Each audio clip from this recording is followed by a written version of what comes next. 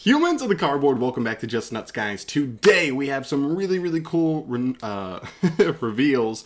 We actually have a new Amazement Trap to add to the Amazement deck. This is actually really nice. This deck is not old, but it's not super new. It's kind of, like a year and a half old now or something. I can't even remember if it came out in 2020 or 2021, but still, a lot of times decks have like that 1 year period where Konami gives them like support. We are absolutely past that point now with Amazement, and so I wasn't sure if we were still going to get a lot of support going forward, but at least we are getting something, and more than anything, this just kind of shows me that Konami does still have an eye on this archetype, and hopefully that means we'll get more stuff, but this is a good step in the right direction. So let's get into this. Here we have Amaze Attraction Thrill Train. I don't even know what card this is referencing. Is that the big metal dragon, the old fusion monster? That's what it makes me think of, his head. He looks like a giant train kind of swirl. Oh, you know what? That makes sense. Thrill Train, Metal Dragon. There you go. Take a ride on Metal Dragon. I literally didn't even read that. Okay. Anyway, normal trap card. You can only use the second effect once per turn. The first effect reads, target one amazement monster you control or one face-up monster your opponent controls. Equip this card to it. So any monster on the field, really. Second effect, you can activate the following effect based on which player controls the equipped monster. If it's your monster, you can activate this effect. Change the battle position of the equipped monster, and if you do, your opponent chooses an attraction trap in your graveyard and set that card to your field. The second effect says that if it's equipped to your opponent's monster, banish the equipped monster until the end phase. So, pretty solid stuff here, I would say. I think first and foremost, one of the things I've been asking for this archetype for a while was a secondary good interruptive trap.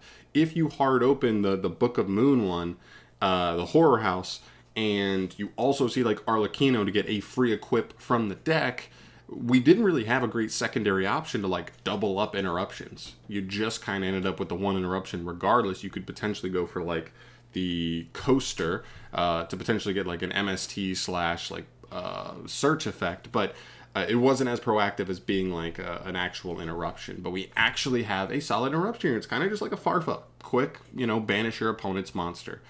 One of the things that the Amazement Traps always struggle with, though, is they do kind of lose to like quick effects and stuff.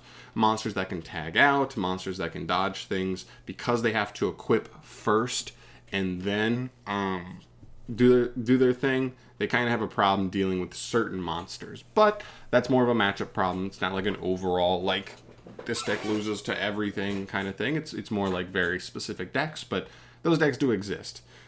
But all things considered, I think this is pretty decent. The first effect where it's equipped to your opponent's, your own monster, I mean. I don't love that your opponent gets to choose the attraction trap engrave, but theoretically, based on the deck, there's really only like 3 at most 4 options, and this card's one of them. So, it's probably Horror House, the Cyclo Coaster maybe, and maybe the one that gives you a like a Book of Moon kind of or not a Book of Moon, like a DD Crow effect. I think it like banishes a card from your opponent's grave.